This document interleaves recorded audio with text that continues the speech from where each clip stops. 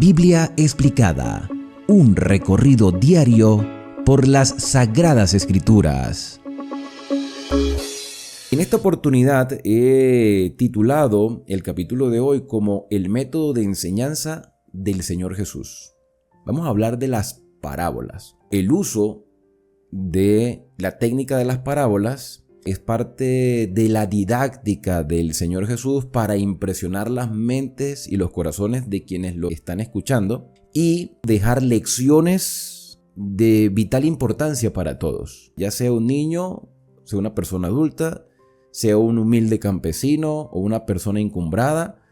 Es de fácil entendimiento y en su mayoría el Señor Jesús él mismo da la interpretación de estas parábolas y en algunos casos los deja para que las personas lo investiguen. En una ocasión le pregunté a un pastor de experiencia, hablando ya del tema de las profecías, porque siempre me ha apasionado mucho el tema profético, y le preguntaba la razón por la cual el Señor hablaba tanto en símbolo y no lo hacía de manera directa, porque no decía las cosas que no quedara ningún tipo de duda. Y él me decía, mira, la razón por el cual el Señor hablaba en símbolo es la misma por el cual hablaba en parábola. 1, para proteger el mensaje. Y 2, para despertar el interés en la persona que realmente quiere conocer la revelación. Con esa premisa me he quedado y también la comparto con ustedes, y es verdad.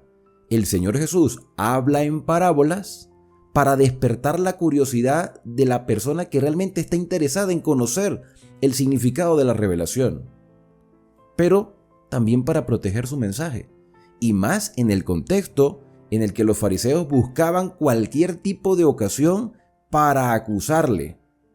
Entonces el Señor Jesús utiliza este método, cuenta historias, ilustraciones, para revelar realidades espirituales. Y el capítulo número 13 comienza de la siguiente manera, versículo número 1. Aquel mismo día, posiblemente, por eso es que Mateo lo dice de esa manera, aquel mismo día, cuando se terminó la temática del capítulo 12, salió Jesús de la casa y se sentó junto al mar, allí en la naturaleza, y se le juntó mucha gente, y entrado él en la barca, posiblemente la barca de Pedro, se sentó y toda la gente estaba en la playa, así que él buscó la acústica adecuada, allí montado en la barca, para presentar estas enseñanzas, y les habló muchas cosas por parábolas, por ilustraciones, diciendo, he aquí el sembrador salió a sembrar. No me voy a detener mucho en los detalles de la parábola porque el mismo Señor Jesús, en este mismo capítulo, presenta la interpretación, así que vamos a disfrutar de la enseñanza como si estuviéramos allí en la orilla de la playa escuchando al maestro. No te concentres en mí, concéntrate en tu mente, imagínate que estás en la orilla de la playa y el Señor Jesús está narrando esta historia. El sembrador salió a sembrar y mientras sembraba parte de la semilla cayó junto al camino. Y vinieron las aves y la comieron. Parte cayó en pedregales, donde no había mucha tierra y brotó pronto, porque no tenía profundidad de tierra. Pero salido el sol se quemó, porque no tenía raíz, y se secó. Y parte cayó entre espinos, y los espinos crecieron y la ahogaron. Pero parte cayó en buena tierra, y dio fruto, cual a 100, cual a 60 y cual a 30 por 1. Y el Señor Jesús terminó esta parábola diciendo, el que tiene oídos para oír, que oiga. Si quieres entender este mensaje, bueno, repásalo en tu mente. Si tú realmente quieres entender el significado de lo que acabo de decir, entonces indaga qué significan todos estos detalles, qué significa la semilla, qué significa el terreno, qué significa los ciertos elementos que se van mencionando en la historia. Entonces aquí podemos ver, en definitiva, podemos ver una semilla que cae en 4 terrenos diferentes: a la orilla del camino, en pedregales, entre los espinos y en buena tierra. El que tenga oídos para oír, que oiga. Y hasta ahí llega el mensaje. Entonces, acercándose los discípulos, le dijeron: ¿por qué les hablas en parábolas, Señor? ¿Por qué utilizas este método de enseñanza? Él respondiendo les dijo: porque a vosotros os es dado a saber los misterios del reino de los cielos, a ustedes a quienes yo escogí, a ustedes a quienes yo envié de 2 en 2 a las diferentes aldeas, a ustedes a quienes le di poder. Ustedes no tienen poder, yo se los di. Ustedes han visto los milagros, ustedes han escuchado mis enseñanzas, ustedes que están conmigo, a ustedes yo les he revelado los misterios abiertamente del reino de los cielos. Sabemos cómo está estructurado el tema del reino de los cielos. Sabemos que el reino de los cielos es uno solo, que tiene etapas. Estamos en el reino de la gracia, cuando el Señor Jesús viene y paga el precio del pecado de la humanidad. Y estamos esperando la etapa del reino de gloria, cuando venga como Rey de Reyes y Señor de Señores. Entonces, a ustedes los discípulos, dice el Señor Jesús, les he dado a conocer estos misterios, pero a ellos no. ¿Pero por qué no, Señor? Entonces, el Señor dice: porque a cualquiera que tiene, y este versículo es muy interesante, que vale la pena nosotros sentarnos a reflexionar en él. Porque a cualquiera que tiene, se le dará y tendrá más. Pero el que no tiene, aún lo que tiene, le será quitado. ¿Qué quiso decir el Señor Jesús con estas palabras? Cualquiera que tiene. ¿Qué tenían ellos? Ellos tenían la esperanza de ver al Mesías, pero el Mesías ya estaba allí. Y tenían arraigados enseñanzas que eran totalmente contrarias a lo que el Señor Jesús venía enseñando y de lo que Mateo muestra en cumplimiento de las promesas. Entonces ellos tienen algo y ahora están recibiendo algo mucho mejor. Pero como es un mensaje que nunca habían escuchado, y aunque Jesús tiene la autoridad, en el corazón de muchas personas había duda.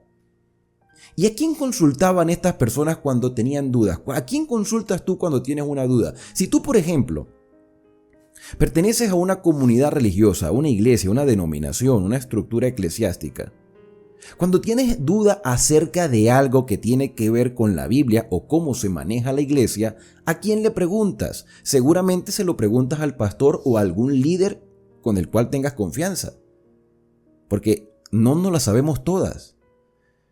Entonces lo lógico era que estas personas fueran a consultar ¿a quién? A los sacerdotes. ¿Y quiénes estaban a cargo del sacerdocio en este contexto histórico? Los fariseos, los saduceos y los escribas. Y cuando ellos iban a consultar a estos líderes espirituales, por todo lo que hemos venido estudiando, nos hemos dado cuenta que los fariseos no querían al Señor Jesús. Y por más evidencias que el Señor Jesús les mostraba, estaban cegados. El orgullo no los dejaba entender. Ahora Jesús les habla en parábolas para que ellos indaguen. Si iban con la duda al fariseo, el fariseo le iba a decir: ¿yo qué voy a saber qué significa esa historia? Si el Señor Jesús les hablaba claro a estas personas humildes, ellos iban a preguntar a los fariseos. ¿Y qué le iban a decir los fariseos? No crean en ese hombre es un falso, habla por Belcebú. A veces nos pasa así. A veces vamos y consultamos a un líder y el líder nos dice todo lo contrario a lo que nosotros habíamos captado en la enseñanza. O lo que nos pareció correcto en la enseñanza, pero teníamos la duda y queríamos corroborarlo con alguien más para que a la final nos echaran por tierra esa creencia, o esa convicción, o esa revelación magnífica que el Señor nos había dado. Entonces, cualquiera que tiene, le será dado más, porque lo está conservando, y al conservarlo va a ser como una semilla que se multiplica. Pero aún el que no tiene, lo poco que tiene, le será quitado porque no lo está aprovechando. Está poniendo su confianza en otra persona. Y Satanás va a hacer todo lo posible por quitarnos los tesoros que el Señor nos ha dado. Versículo número 13. Por eso les hablo en parábolas, para proteger el mensaje y para que ellos indaguen. Porque ellos viendo, lamentablemente, no ven. Y oyendo, lamentablemente, no entienden. Entonces la idea era que empezaran a funcionar los pensamientos, que empezaran a indagar y se preguntaran qué es lo que realmente quiso decir Jesús con esta enseñanza. De manera que se cumple en ellos la profecía de Isaías que dijo: de oído oiréis y no entenderéis, y viendo veréis y no percibiréis, porque el corazón de este pueblo se ha engrosado. Aquí Mateo está citando las mismas palabras del Señor Jesús, y Jesús está confirmando que esto es un cumplimiento de la profecía. Han cerrado sus ojos para que no vean con sus ojos y oigan con sus oídos, y con el corazón entiendan y se conviertan, y yo los sane. Ustedes se han dado cuenta que tanto Mateo, y en este caso el Señor Jesús, cita a Isaías. O sea, en relatos anteriores vemos cómo Mateo citó a Isaías. Isaías se le considera como el profeta evangélico. Cuando estudiamos este libro aquí en el canal, nos dimos cuenta que el profeta estaba tratando de instruir al pueblo de Israel para que ellos cumplieran la función por la cual habían sido escogidos, ser una luz al mundo. Y grandes revelaciones mesiánicas el Señor le mostró a su pueblo a través del profeta Isaías, pero Isaías en los primeros capítulos decía, mira, lamentablemente, el buey conoce a su dueño y el asno el pesebre de su señor, pero mi pueblo no conoce al Señor. No conoce a Jehová, no me conocen, dice el Señor. Pero aún así les hace un llamado, venid y estemos a cuenta, si vuestros pecados fuesen como la grana, como la nieve serán emblanquecidos, y si fueren rojos como el carmesí, vendrán a ser como blanca lana. Si aún no has podido disfrutar el estudio de Isaías en este canal, te invito a que lo veas, están los 66 capítulos explicados. Pero volviendo al relato, el Señor Jesús, ya habiendo mencionado la profecía de Isaías, dice, bienaventurados vuestros ojos, ustedes, porque ustedes están viendo, porque ustedes están escuchando, porque ustedes que teniendo oídos pueden oír de verdad, porque de cierto os digo que muchos profetas, ¿cuáles profetas? Daniel, Isaías, Jeremías, Ezequiel, Oseas, Joel, Amós, Nahum y todos los anteriores, todos ellos tenían el deseo de ver lo que ustedes, allí en el Señor Jesús le está hablando a los discípulos, lo que ustedes están viendo. Ellos desearon ver. Y muchos justos desearon oír y escuchar lo que ustedes están escuchando. Oíd pues vosotros la parábola del sembrador. Así que el Señor Jesús va a dar la explicación. Versículo número 19. Cuando alguno oye la palabra del reino y no la entiende, viene el malo y arrebata lo que fue sembrado en su corazón. Este es el que fue sembrado junto al camino. Entonces la semilla representa la palabra y el terreno representa el corazón de las personas. Fíjate que el terreno está tan endurecido, está tan lleno de orgullo, que la semilla no puede profundizar en tierra. Entonces viene el enemigo, las aves representan al enemigo y se llevan lo maravilloso que era para muchas personas el mensaje, pero esta persona no lo aprovechó. Versículo número 20. Y el que fue sembrado en pedregales, este es el que oye la palabra, al momento la recibe con gozo, pero no tiene raíz, no profundiza en la palabra. La recibe en un momento, quizás por algún tipo de problema, pasó por algún tipo de congregación, escuchó un tipo de mensaje, le gustó mucho, se deleitó en el mensaje, pero el mensaje con el paso de los días no hizo más efecto porque la persona ya no le prestó más atención. Quizás la utilizó en su momento, pero ya no forma parte de su vida. Entonces es de corta duración, y cuando vienen las aflicciones, cuando viene la persecución, cuando vienen los problemas, cuando vienen las crisis, por causa de la palabra, por las exigencias de la palabra, esta persona que no tiene profundidad de raíz en su corazón, que la palabra no se ha arraigado, que no ha ido creciendo en el conocimiento de la misma, entonces tropieza. Tenemos dos terrenos ahora.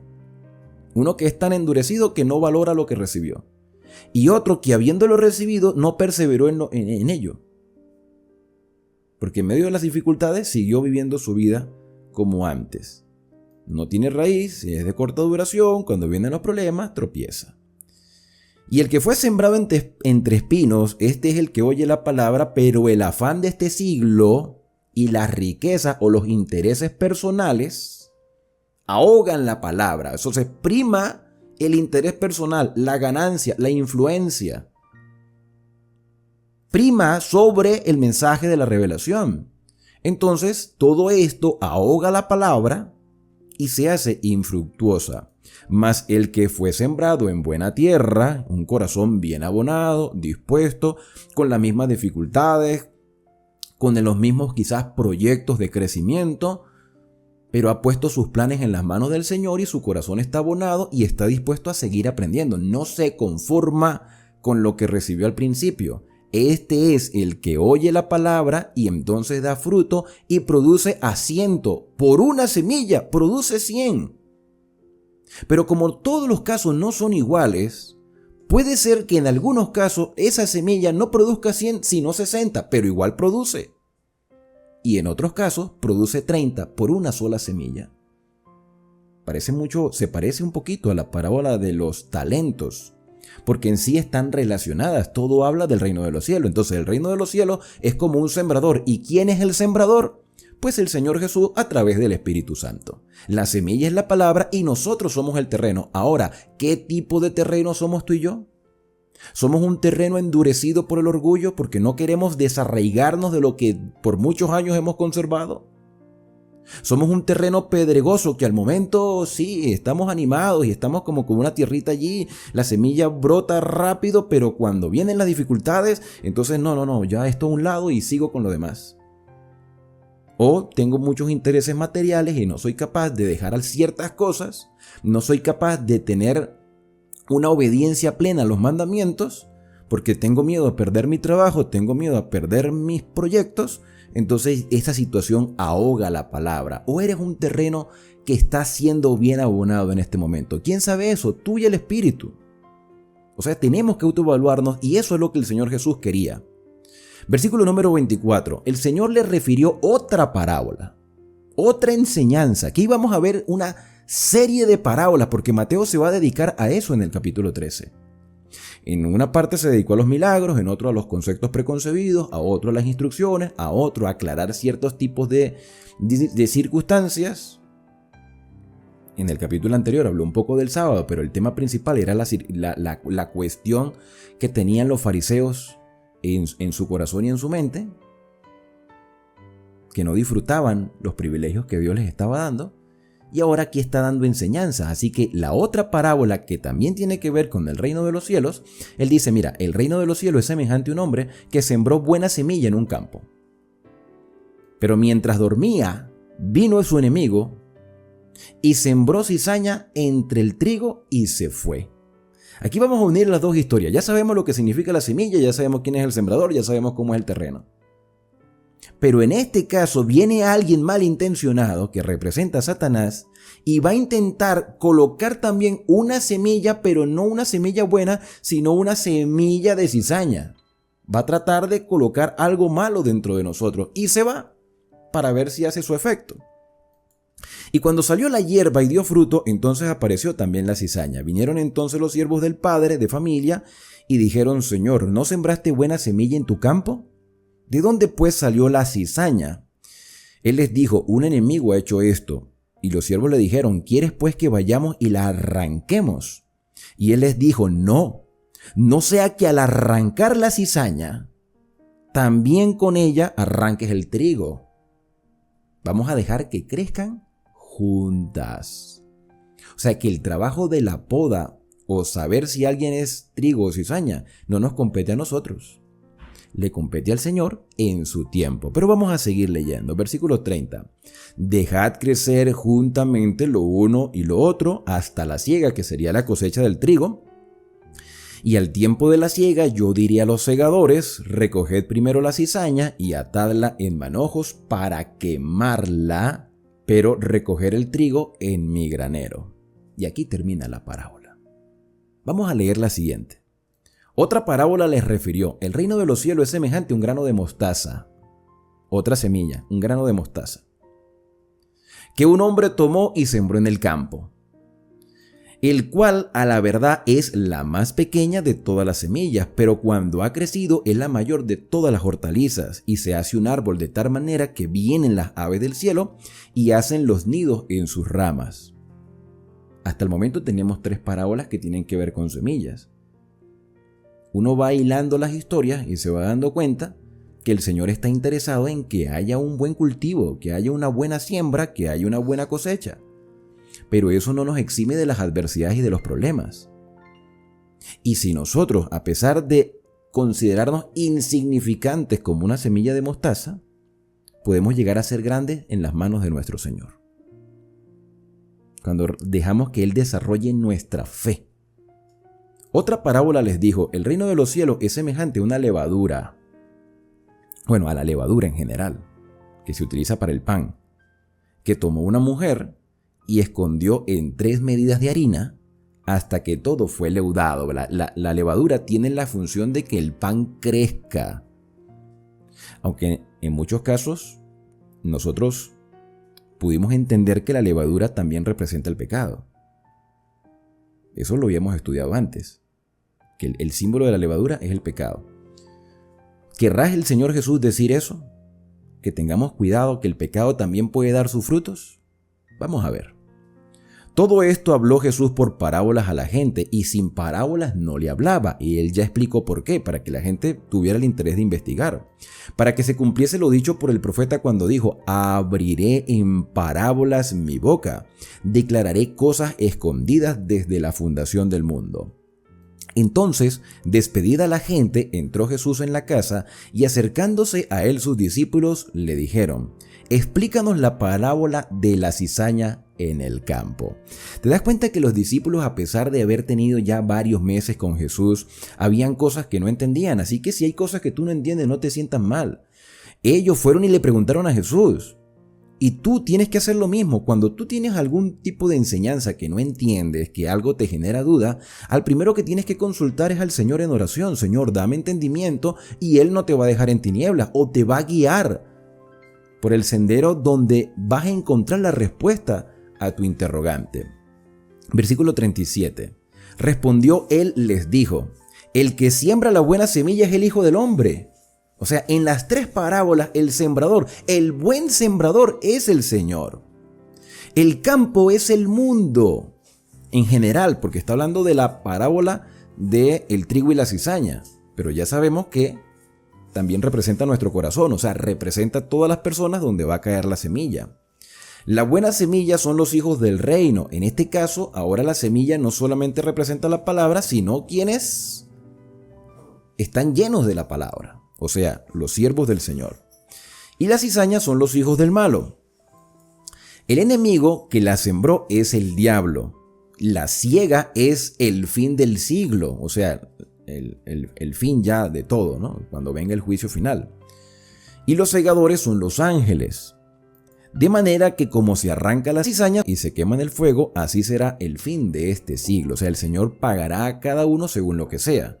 El trigo se va al granero y la cizaña se va al fuego. Y ya del tema del fuego hemos hablado cantidad de veces. Ya sabemos que es un juicio definitivo, que no se van a estar quemando ahí por toda la eternidad. Ya eso lo hemos conversado. Enviará el Hijo del Hombre a sus ángeles y recogerá de su reino a todos los que sirven de tropiezo y los que hacen iniquidad, y los echará en el horno de fuego. Allí será el lloro y el crujir de dientes. No dice que será la tortura eterna, ¿no? Tampoco dice que van a estar allí por toda la eternidad sufriendo, no, dice que van a llorar y van a crujir los dientes porque están recibiendo la consecuencia de su pecado. Entonces los justos resplandecerán como el sol en el reino de su Padre. Y el que tiene oídos para oír, que oiga. O sea, esta es la enseñanza, esta es la explicación. ¿Qué crees tú que tienes que hacer con este mensaje? Y eso es lo que el Señor quería, que las personas reflexionaran y tomaran decisiones. Además, y aquí tenemos otra parábola, el reino de los cielos es semejante a un tesoro escondido en un campo, el cual un hombre halla y lo esconde de nuevo, y gozoso por ello va y vende todo lo que tiene y compra aquel campo. Y no se lo dice a nadie, porque sabe lo que está escondido en ese terreno. Y como sabe el valor del tesoro que acaba de conseguir, entonces vende todo lo que tiene. Y ya aquí podemos dar una explicación. La explicación es muy sencilla. Cuando tú descubres que este camino que estamos andando, cuando tú descubres esta verdad, cuando descubres las revelaciones del Señor, hermano, tú no vas a desperdiciar las oportunidades que tienes para seguir creciendo. No importa tantas cosas que están a nuestro alrededor, tanto materialismo, tanto secularismo, tanto placer, por el tesoro que acabamos de descubrir. Esto es lo más valioso. Tú le dedicas tiempo, le dedicas capacidad, le dedicas esfuerzo, le dedicas recursos a algo que realmente es valioso. El hecho de que tú estés aquí dedicándole tiempo a este estudio es porque consideras que este mensaje es valioso. Y así compara el Señor al reino de los cielos. Esto es un tesoro incalculable. Lo que el Señor ha hecho, lo que el Señor hace y lo que seguirá haciendo es algo que no tiene precio monetario. No tenemos cómo pagarle al Señor todo lo que ha hecho. Pero los dones que Él nos brinda los recibimos por gracia y los aprovechamos cada día. Versículo 45. También el reino de los cielos es semejante a un mercader que busca buenas perlas, que busca buenos tesoros, que busca cosas valiosas, importantes, relevantes, que los hagan mejor cada día, que los haga progresar. Tú quizás tienes planes, quieres tener un título profesional, quieres formar un hogar, quieres tener hijos, quieres tener una empresa, quieres tener casa propia, quieres tener un buen vehículo. Eso no está mal. Pero esos son tesoros momentáneos, pasajeros, circunstanciales, son herramientas para lograr un objetivo, no son el fin en sí mismo. La verdadera perla de gran precio nos las está ofreciendo el Señor. El evangelio del reino de los cielos, Jesucristo mismo, la obra del Espíritu Santo, son valiosos, pero no muchos valoran. Mira, aquí vemos a un mercader de buenas perlas. El que sabe realmente el valor de la perla es el que se ha dedicado su vida a conocer la perla. Es como el que sabe diferenciar un billete falso de uno verdadero. Tanto lo conoce que sabe cuál es el verdadero. Nadie le va a meter un billete falso. Cuando tú has disfrutado de la palabra, nadie te va a poder engañar. Nadie te va a poder confundir. Porque sabrás en quién has creído, en qué has creído y quién te lo ha revelado. Y aunque se zarandee el mundo, tú estarás firme porque eres como ese terreno cuya semilla se ha arraigado y dará su fruto en su tiempo. Pero volviendo con la parábola del mercader de las buenas perlas, dice el versículo 45 que habiendo hallado una perla preciosa, fue y vendió todo lo que tenía y la compró. Porque él sí sabía el valor de la perla, igual que el hombre que sabía el tesoro que había encontrado. Asimismo, el reino de los cielos es semejante a una red. El Señor pasa de una parábola a otra. Las parábolas son cortas, pero tienen el mismo significado. Y en este caso, la parábola de la red dice que la red es echada al mar y recoge toda clase de peces. Es decir, el mensaje llega a todo el mundo. La red representa el evangelio, el mensaje de salvación, las revelaciones, las exigencias del Señor. El mensaje llega a todo el mundo como la red llega a muchos peces, peces buenos y peces malos. Entonces la red la sacan del agua. Y las personas que estaban escuchando estas historias entendían perfectamente lo que el Señor estaba diciendo. El Señor estaba hablando de ilustraciones del campo, ilustraciones comerciales e ilustraciones del trabajo cotidiano. Una vez que la red se llena y la sacan a la orilla, sentados, recogen lo bueno en cestas y lo malo lo echan fuera. Así sucede también con el reino de los cielos. El que realmente se haya dejado transformar por el Espíritu Santo, ya sabemos cuáles serán los resultados finales de recibir la herencia eterna. Y en otro caso, el que recibió el mensaje pero no quiso dejarse transformar por el Espíritu Santo, pues lamentablemente lo echarán fuera. Así será el fin del siglo, saldrán los ángeles y apartarán a los malos de los justos. O sea que el Señor da la interpretación, echará a los malos en el horno de fuego, no dice que es eterno, no dice que es para castigarlos por toda la eternidad, solamente hace la aclaración de que sí habrá un juicio en fuego, eso nunca se ha negado. El lago que arde con fuego y azufre, eso no se ha negado. Ahora, que ya las personas lo interpreten como que se van a estar quemando por toda la eternidad, eso es otra historia. Allí será el lloro y el crujir de dientes. Entonces Jesús les dijo: ¿habéis entendido todas estas cosas? ¿Todas estas enseñanzas?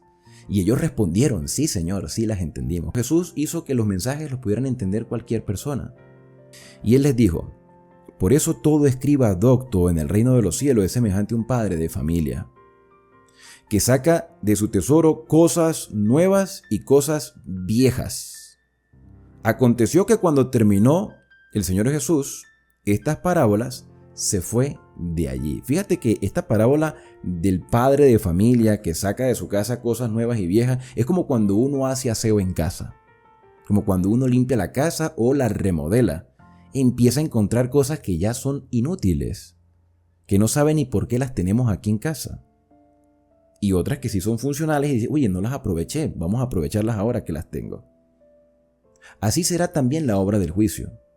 Tenemos nosotros todas las mismas oportunidades. Tenemos los mismos privilegios porque el mensaje nos llega a todos y en nuestro idioma, cosa que hace muchos años atrás otras personas no tenían el privilegio. Hoy tenemos el privilegio, pero la diferencia la marca el interés que yo tenga de dejarme transformar. Y si yo no soy una vasija útil para el servicio del Señor, pues lamentablemente seré desechado. Versículo 54. Y venido a su tierra, les enseñaba en las sinagogas de ellos, es decir, a Canaán, de tal manera que se maravillaban y decían, ¿de dónde tiene este sabiduría y estos milagros? ¿Te das cuenta que todavía no habían entendido que era el Mesías? ¿De dónde saca este sabiduría si es el hijo de un carpintero? Un hombre indocto que nunca ha ido a los seminarios de los sacerdotes. A veces hay personas que estudian teología, que hacen maestría, doctorado, que no está mal. Yo hubiese deseado continuar mi carrera de teología con un título superior, pero bueno, Dios no lo permitió por algún motivo. Aún tengo el deseo de hacerlo, vamos a ver si se me cumple. Pero eso no rebaja al humilde hermano que estudia todos los días. Porque es que no necesitamos tener títulos para poder conocer la revelación. Quizás tener estrategias y métodos, quizás ver que han investigado otros, pero al igual, tú tienes el texto de la revelación del Señor y Dios no te va a dejar en tinieblas. Entonces, si llegamos a pensar que la razón lo tienen los que estudian teología solamente, entonces, ¿qué esperanza tenemos nosotros los humildes que estamos estudiando diariamente estos textos sagrados? No, aquí está la revelación y Dios nos va a guiar por toda la verdad. Dice el versículo 55, no es este el hijo del carpintero, mira cómo lo denigraban. No se llama su madre María y sus hermanos Jacobo, José, Simón y Judas, no Judas Iscariote, no, otro Judas. El nombre Judas era un nombre muy común, como lo era José, Simón y Jacobo, que es Santiago. Y volvemos al tema familiar de Jesús. ¿Estos eran hijos de José y de María o eran hijos solo de José? No lo sabemos, no nos han revelado. Todo lo que nosotros digamos es simplemente especulación porque aquí la Biblia no da detalle. ¿Estos son los hijos de José sin María? No, eso no lo dice. Por lo menos hasta el momento no lo hemos leído. Pero se les consideraba los hermanos de Jesús. O sea que lo veían a Jesús como simplemente un hombre de una familia de carpinteros. No están todas sus hermanas, porque tenía más hermanas, con nosotros. ¿De dónde pues tiene todas estas cosas? Así como despectivo. Y se escandalizaban de él, pero Jesús les dijo, no hay profeta sin honra, sino en su propia tierra y en su propia casa. Y eso es verdad, lo dijo Jesús porque es verdad y porque muchos lo hemos experimentado. A veces es muy difícil testificar en nuestro propio hogar. A veces es muy difícil convencer a nuestra propia familia. Y cuando nosotros vemos cosas erradas en nuestras iglesias y queremos corregir a nuestros hermanos, pues algunos se molestan. No es fácil. A veces otros te prestan más atención. Y el Señor Jesús lo dijo, no hay profeta sin honra, sino en su propia tierra. Estamos hablando que Jesús estaba en Galilea. Y los otros evangelios nos dan a entender que los mismos hermanos de Jesús lo consideraban como desquiciado. Eso lo vamos a leer en Marcos. Cuando los mismos hermanos de Jesús le dicen que mira, ya no estés diciendo más nada, quédate tranquilo. O sea, ni siquiera su propia familia, o sea, teniendo a María que les pudo dar instrucciones, habiendo tenido a José, porque esos muchachos no salieron de la nada, ni siquiera las enseñanzas de sus padres hicieron que ellos se convencieran de que Jesús era el Mesías. Porque a la final la aceptación del mensaje es algo voluntario, no es nada forzado. Así como la semilla cae en un terreno diferente, la semilla no puede forzar a nadie. La semilla no puede forzar al terreno. El terreno tiene que estar preparado. Y el Señor no va a obligar a nadie a aceptar estas revelaciones del reino de los cielos. El Señor no va a obligar a nadie a aceptar los mandamientos. Él brinda las instrucciones, Él muestra el mejor camino, pero la decisión es tuya. Y no hizo muchos milagros a causa de la incredulidad de ellos. Fíjate cómo se pierden las bendiciones por la falta de fe, por la falta de confianza, por el orgullo. A veces Dios no obra más en nuestra vida por nuestra propia negligencia y por nuestra propia indiferencia a las revelaciones del Señor. Claro que Dios quiere hacer cosas grandes en ti, pero lo primero que quiere hacer es transformar tu mente y tu corazón. Pero tú tienes que dejarte transformar por el Espíritu Santo, porque es el único que te convence de pecado, de justicia y de juicio. Y estas grandes revelaciones, tan sencillas de entender, pero que muestran una verdad firme, seguirán fortaleciendo nuestra fe y nos harán vivir con esperanza. Hoy la semilla cae en el terreno de tu corazón. Pero, ¿qué tipo de corazón eres? El Señor hoy quiere abonar el terreno de tu corazón, de tu mente, de tus pensamientos, para que la semilla germine y fructifique a 100, a 60 o a 30. Que Dios te bendiga y te guarde, que haga resplandecer Dios su rostro sobre ti y que tenga de ti misericordia, que el Señor alce sobre ti su rostro y ponga en ti paz.